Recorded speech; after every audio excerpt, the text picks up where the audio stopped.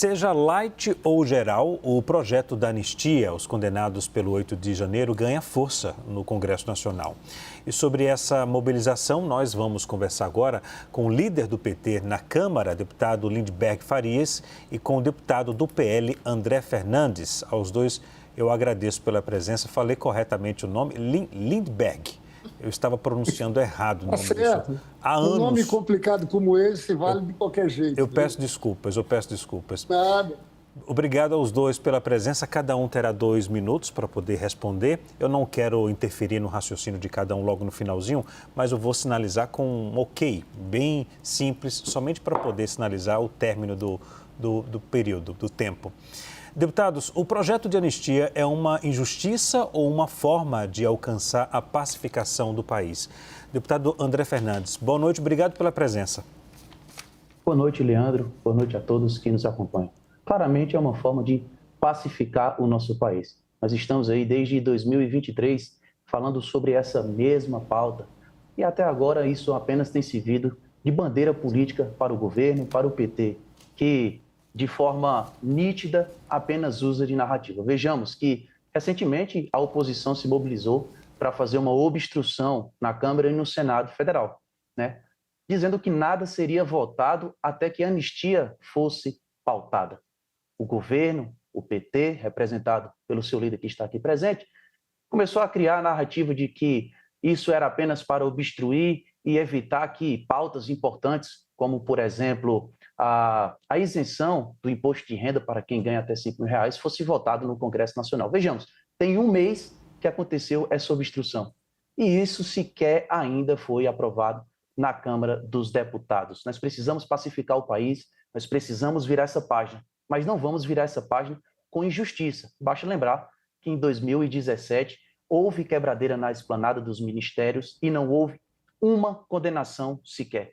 Mas agora está sendo totalmente diferente. Precisamos pacificar, virar a página, mas com justiça, não colocando penas absurdas para pessoas que, por exemplo, ou sentou na cadeira de Alexandre de Moraes ou pintou uma estátua com batom. Roubo, de acordo com o Código Penal brasileiro, pena a partir de 4 anos. Homicídio a partir de 6. Estupro de vulnerável a partir de 8. Colocar um batom na estátua, 14 anos, sentar numa cadeira de ministro, 17, isso é um absurdo, isso é perseguição política, principalmente também contra o ex-presidente Jair Bolsonaro, e espero falar mais sobre isso agora há pouco. Deputado Lindbergh, o projeto de anistia é uma injustiça ou uma forma de alcançar a pacificação do país? Obrigado pela presença. Boa noite.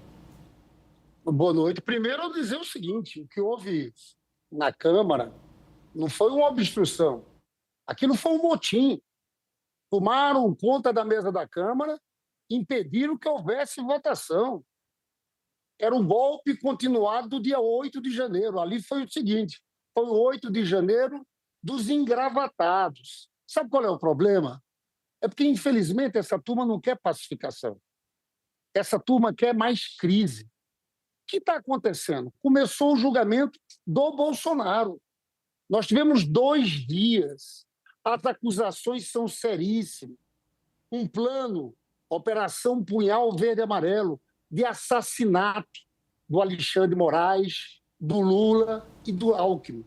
Muitas provas. Você sabe que acabou a eleição dia 9 de novembro. O general Mário Fernandes imprime 9 cópias dessa Operação Punhal Verde e Amarelo. Leva para o Palácio da Alvorada. Tem gravações de gravações. Um caminho percorrido pelos kits pretos que queriam matar Alexandre de Moraes. Aí, veja bem, na hora que começa o julgamento, você acha justo que eles queiram votar uma anistia lá um julgamento que ainda nem aconteceu? Porque o objetivo é um só, livrar a cara do Jair Bolsonaro. Então, não dá para aceitar isso. Isso é desrespeito. Isso é inconstitucional.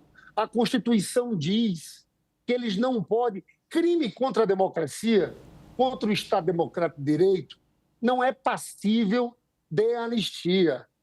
Eles estão querendo criar confusão, porque tudo indica que Bolsonaro vai ser condenado e preso. Por isso que vem com essa anistia agora. Ok.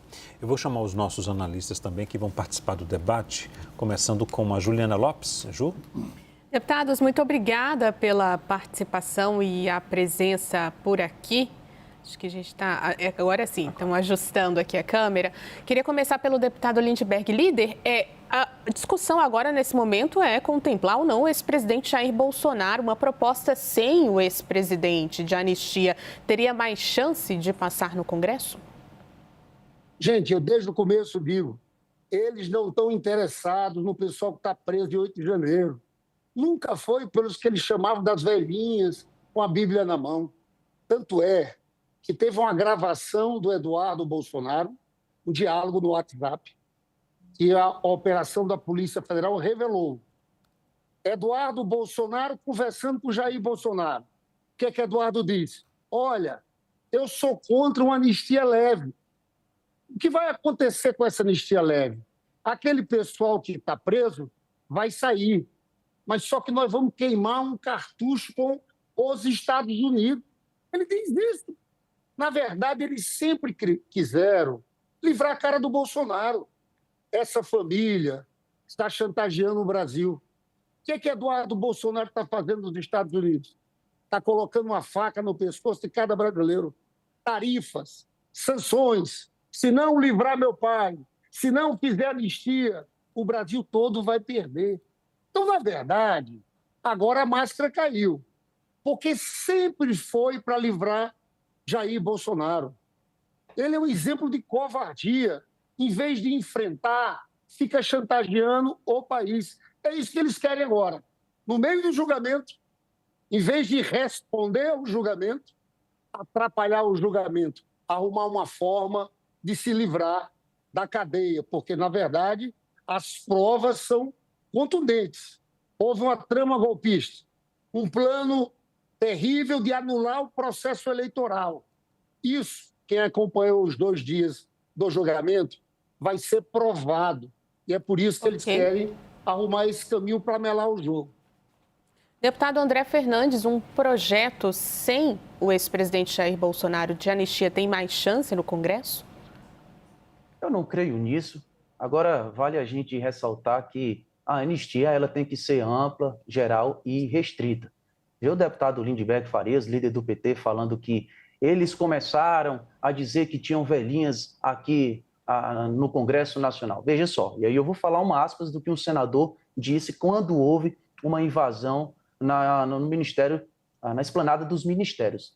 Tinha aproximadamente 50 mascarados, supostamente infiltrados, fazendo toda a quebradeira, incendiando os prédios. O povo que veio para a manifestação em Brasília veio para fazer uma manifestação pacífica. E a maioria, grande parte, eram de idosas, de velhinhas, de senhoras. Fecho aspas. Quem falou isso foi o então senador Lindbergh Farias, hoje deputado federal, que está aqui debatendo e que fica aqui falando exatamente contra aquilo que ele falou alguns anos atrás. Nesse mesmo ano, fevereiro, por exemplo, ele fez fortes críticas a Alexandre de Moraes, do qual hoje defende e está tocando o julgamento dos envolvidos no 8 de janeiro e de Jair Bolsonaro. Críticas essas que eu não sei nem se eu poderia repetir aqui, porque, enfim, hoje é crime criticar um ministro da Suprema Corte, mas, por exemplo, ele disse que o maior feito enquanto secretário de Segurança Pública de São Paulo foi alastrar o PCC para todo o Brasil. Isso é grave, mas ele teve toda a liberdade para falar e fez. E aqui eu falo sobre o julgamento específico. Na época, ele se posicionou contra Alexandre de Moraes e fez 2 críticas. Primeiro, Alexandre de Moraes foi advogado pessoal de Eduardo Cunha. Vejamos, Zanin, que está julgando Bolsonaro, foi advogado pessoal de Lula. E a segunda crítica que o Lindbergh Farias fez foi: Alexandre de Moraes foi ministro da Justiça de Temer. No mesmo julgamento de Bolsonaro, nós temos um ex-ministro da Justiça do Lula, Flávio Dino.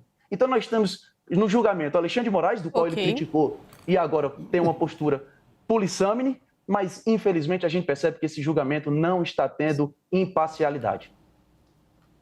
Ok, já que um debatedor foi citado, deixe-me conceder agora 1 minuto para o deputado Lindbergh e depois 1 minuto para o deputado André Fernandes. Deputado Lindbergh? André, eu não entendi nada. Eu não entendi que citação foi essa que eu fiz. Você deve estar se referindo ao caso Alexandre de Moraes, quando teve a sabatina no Senado. Eu tenho dito sempre uma coisa: Se tem uma pessoa que tem sido corajosa, é o ministro Alexandre de Moraes, para defender a democracia. Porque o que vocês fizeram aqui não foi pouca coisa. Não foi só o 8 de janeiro. É muito mais do que o 8 de janeiro. Teve aquela minuta do golpe. Teve um atentado à bomba no aeroporto de Brasília, dia 24 de dezembro. Podiam ter morrido muitas pessoas. Então, o ministro Alexandre de Moraes está sendo um verdadeiro herói nesse momento, ao defender a democracia e fazer um julgamento justo. Deputado André Fernandes. Já que o deputado não sabe do que se refere essa citação, eu inclusive postei ambos os vídeos lá no meu X. Ele claramente faz acusações graves contra Alexandre de Moraes e o critica por ter sido advogado pessoal de Eduardo Cunha e ministro da Justiça de Temer. Hoje nós temos um advogado, ex-advogado pessoal de Lula, e um ex-ministro de Lula julgando o Bolsonaro, o Alexandre de Moraes, mais 4 ministros que foram indicados pelo PT. Que fique aqui claro, quando Lula foi julgado e condenado, ele foi lá na primeira vara, depois em instância superior, depois recorreu ao STJ.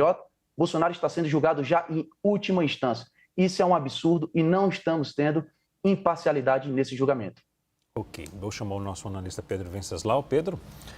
Vou começar, primeiro, boa noite aos deputados, começar pelo deputado Lindenberg Farias, fazer a mesma pergunta para os dois. Deputado, em 28 de agosto de 1979, o presidente João Figueiredo assinou a lei da anistia, que beneficiou tanto dissidentes do regime que puderam voltar ao Brasil, como ex-torturadores que foram perdoados. Esse caso vem sendo usado pelos bolsonaristas para justificar a defesa da anistia no Brasil hoje. A primeira anistia aprovada no Brasil foi em 1822. Como é que o senhor avalia esse paralelo feito entre a anistia de 1979 e a anistia de 2025? Deixa eu... Agora que eu entendi o que ele estava falando, que na verdade ele estava se referindo ao voto nosso quando o ministro Alexandre de Moraes foi indicado pelo Supremo, a sabatina como senador, algo perfeitamente natural. Deixa eu falar sobre a história das anistias. Nós tivemos várias anistias na época do Império. Mas sabe como é que acontecia a anistia? Depois de derrotados, desarmados, houve o processo de anistia. Nesse caso aqui, não. Veja, não há reconhecimento deles. Eles continuam lutando por um golpe. O que Eduardo Bolsonaro está fazendo fora do país? Escalando contra o Brasil, atacando as instituições. Não foi só o 8 de janeiro. Aqui não tem, por parte deles, nenhum reconhecimento de um processo. Em 79, houve um grande movimento nacional pela anistia em 79. Você sabe que era o governo do Gádio. Quem foi o autor, o relator da anistia, foi um paraibano, conterrâneo, Hernandes Sátiro. Na época, você tinha Golbery. O Golbery da Casa Civil aproveitou e incluiu no projeto da anistia um ponto de crimes conexos que, de certa forma, preservava militares que tinham cometido abuso. Foi ali que se construiu um consenso. O consenso de hoje.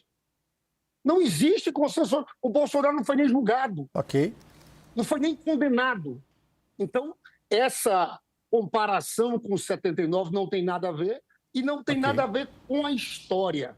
Porque esse pessoal aqui não significa pacificação, anistia hoje. Significa você continuar um processo de um golpe.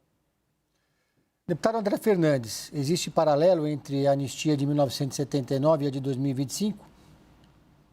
A diferença principal aqui que eu vejo é que em 79 foram crimes com fatos e comprovados, diferente de 2025, que eles tanto falam sobre uma minuta do golpe. Minuta essa sem assinatura, sem execução prática, sem ordem de execução. Quem diz isso foi o próprio Procurador-Geral da República. Quem sou eu, quem seria eu, para discordar disso? Agora, só para reafirmar, o deputado Lindenberg disse que isso foi na sabatina, não foi, o vídeo está postado lá no meu X. Espero que as mesmas críticas que fez outrora também sejam feitas agora. O julgamento está sendo imparcial, precisamos pacificar o nosso Brasil. E com toda certeza, assim como outros parlamentares que conseguiram se candidatar, se eleger e estar no mandato através de liminar, por mais que Bolsonaro hoje esteja inelegível, também cremos que um dia ele voltará à presidência, lutaremos por isso. Obrigado, deputado. Leandro? Ok, o nosso tempo acabou. Nosso tempo acabou. Quero agradecer aqui a presença dos dois parlamentares. Muito obrigado mais uma vez pela presença aqui na CNN e até a próxima. Boa noite, um abraço em cada um. Boa noite, um abraço. Boa noite.